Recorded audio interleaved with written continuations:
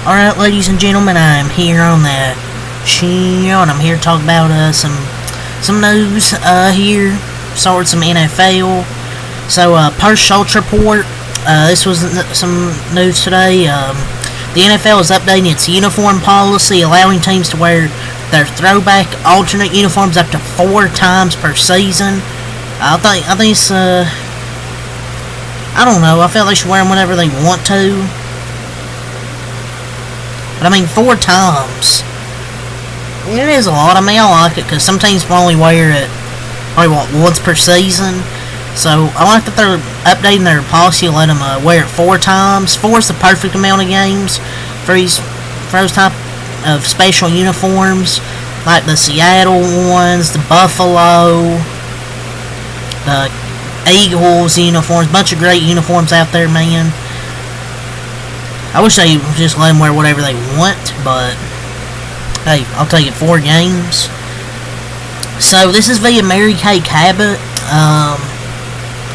So Browns ownership, remember the Deshaun Watson trade? And then he got paid like $210 million or something like that. Well, the Browns ownership, they're opening up regarding the Deshaun Watson trade. These are tweets via Mary Kay Cabot. Browns owner Jimmy Haslam says the team is still recovering from a big swing and a miss strike 3 on Deshaun Watson. The strike 3 was just added by me. And told me and D accountable. And to hold me and D accountable for that trade, basically. Browns owner D Haslam attributed to the swing and miss on Deshaun Watson to him getting hurt, suffering 3 significant injuries in the past 2 seasons, including the re-torn Achilles. It was a huge swing and miss. And he was a really good quarterback before he went to Cleveland. And now he's just getting hurt. And his performance on the field isn't even the worst part, if you know what I mean. This guy sucks. On the field, he is terrible. I do not know what happened to him. Like, just speaking legit, he was really good with Houston. He goes to Cleveland, he sucks. Literally and figuratively. Haslam's like, oh yeah, it sucks. We took a risk and didn't cash in from it. And that's our fault. And D's like, oh, well, the guy can't fucking stay healthy, save his life. I don't know. I wouldn't say injuries were the problem. His just performance isn't good. Wasn't good, excuse me. So Giants quarterback Russell Wilson will be taking first team reps when the team begins their offseason program, per GM Joe Shane. Well, no shit, he's going to be their quarterback 1. So he's going to be their quarterback. Giants GM Joe Shane has been a disaster. But oh my god, best quarterback in the roster taking first team reps. Oh my lord. Well, no shit, he's gonna take first team reps. He's the best quarterback they have. But with him holding to the ball, loving to hold the ball forever, Giants offensive line sucks. Oh boy, can't wait to see how that one goes. Joe Shane's gonna get fired, bro. He's gonna get fired eventually. So,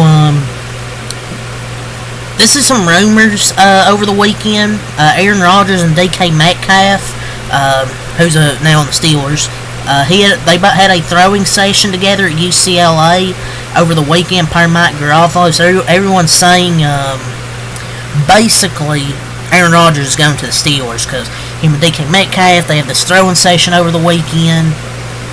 It's kind of a rumor. I just want him to make a decision. Can he just sign already? Like, god damn. He's gonna wait. I guarantee you, he's gonna wait till April 9th, the CE Sports Show. It's like, oh, he's gonna wait till April 9th on the McAfee Show in Pittsburgh.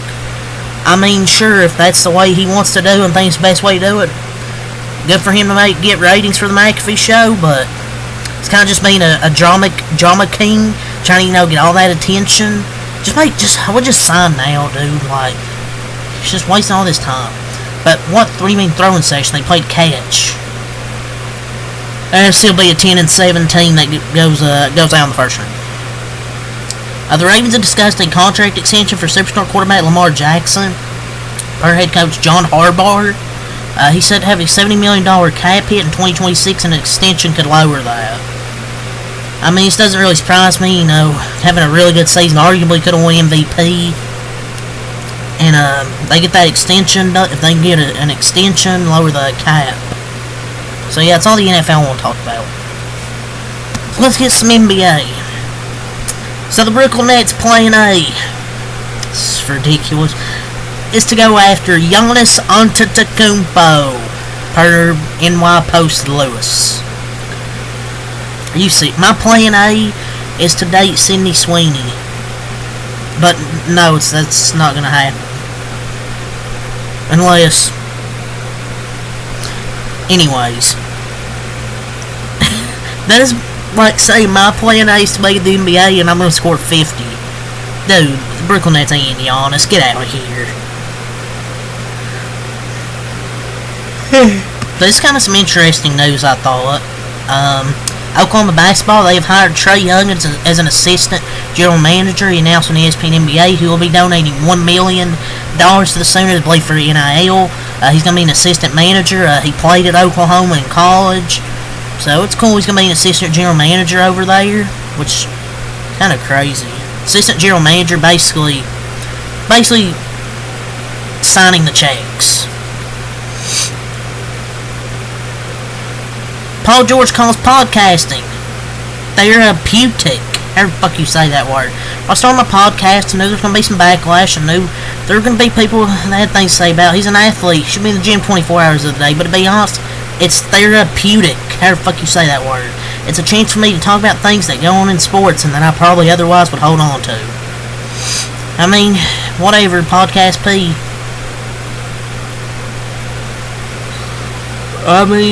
I really don't have much to say about it. When you sign a huge deal on playoff, then you can't expect people to be a fan of your podcast. I mean, just being honest, if you play like shit, you have a $200 million contract, people are not going to be a fan of your fucking podcast.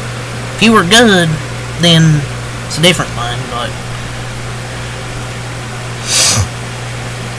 So Kendrick Perkins, he thinks Ja Morant's future in Memphis is murky and he's auditioning for a new team. He has 3 more years. He's still got 2 to 3 years left in his contract. I don't see the Memphis Grizzlies trading him right now. No freaking way. So Michael Wilbon, he says all the Bronny talk on ESPN is just for clicks and refuses to discuss him the way other shows do, and he has a 17-year-old son and it matters to him.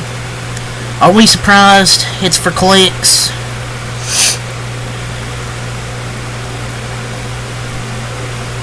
I mean, he's spitting, man. Pause. PTI, I know a lot of people don't watch, and I will from time to time, but Tony and Wilbon are actually the most genuine sports talk show with no specific agendas. They're like old school. And this is really, I'm surprised it's all for clicks on ESPN. I mean, I know Bronny isn't that good, but Jesus Christ. The way people talk about him on ESPN, you think he's a fucking Make-A-Wish kid, like. Collins calls Tatum the NBA's heartbeat for playing hard every night while others load manage. Hey, you gotta give credit where credit's due. He's actually pretty durable, and he actually plays when he can. I hate on him a lot, but hey, he tries to play every game.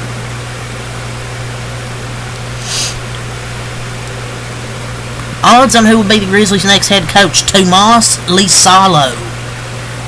Who? Jeff Van Gundy, James Borrego, Michael Norrie, Sam Cassell, Mitch Johnson, Darvin Ham, Rick Pitino, Nate McMillan, Dan Hurley, Nick Nurse, Mike Budenholzer, Doc Rivers, T. Morant, Jason Kidd, T. Morant, dude. Steve Morant. I'm done, dude. Some of the names they have on these odds are stupid. The San Antonio Spurs could target Kevin Durant to form a big three with De'Aaron Fox and Victor Wet Bananas Wembanyama. That would be insane. You'd even have Stephon Castle. That'd be a great big three. No cap, no cap. Mark Cuban says he lost hundreds of millions of dollars owning the Dallas Mavericks.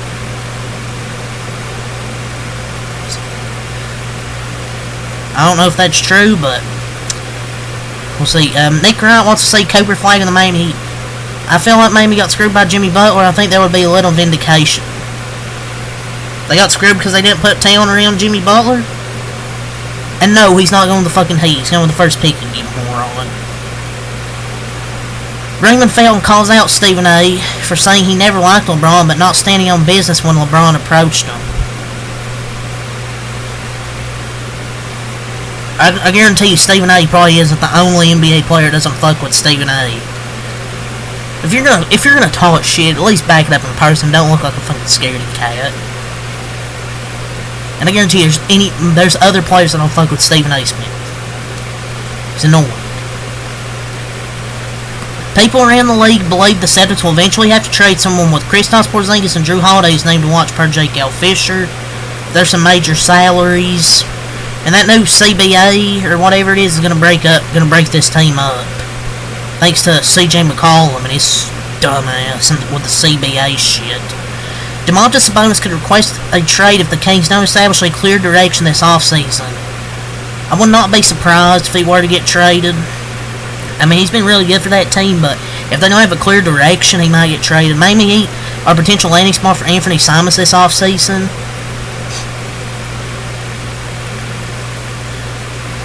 News was really shocking here, man.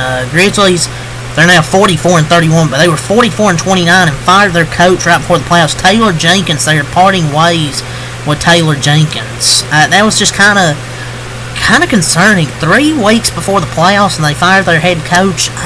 I know they had beaten just one team with a winning record since February 3rd, the Mavericks, who were missing 8 players, but the way I've seen these last 2 games, ain't nothing changed with the Grizzlies, dude. They ain't playing no damn defense at all.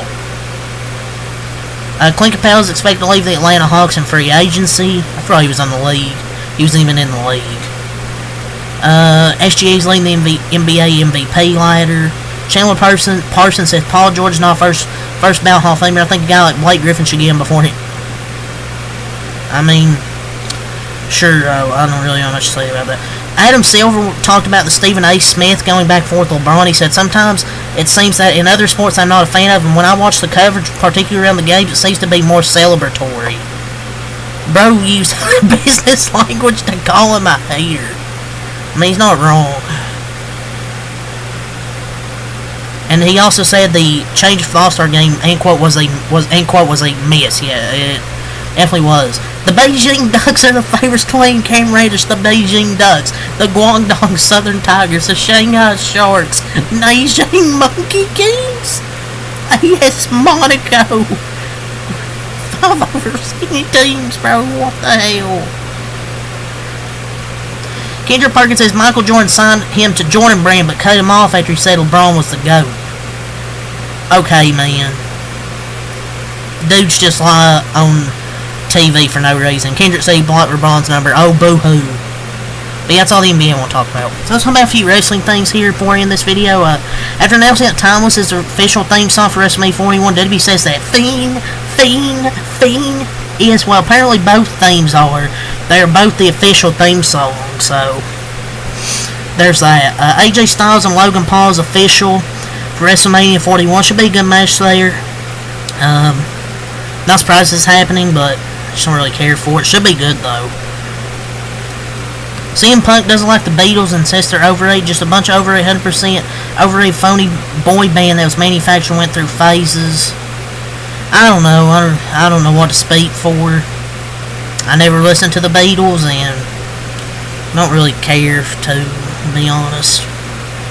Triple H says that the UK will host a pay-per-view in the next year or so. So they're going to the UK to host pay-per-view. A return for Ilya Dragunov is targeted for September in this year, so see him there. WWE Raw was actually really good. Not really much more to talk about here, but WWE Raw is actually good with the Cena Cody promo. I thought they both cooked. A good Jimmy and Jay segment with Gunther making Jimmy bleed. The women's match at the end was good. Really good episode of Monday Night Raw, I thought. But yeah, have a good night, ladies and gentlemen. Leave a like, subscribe for more. Until next time, I'm out. Peace.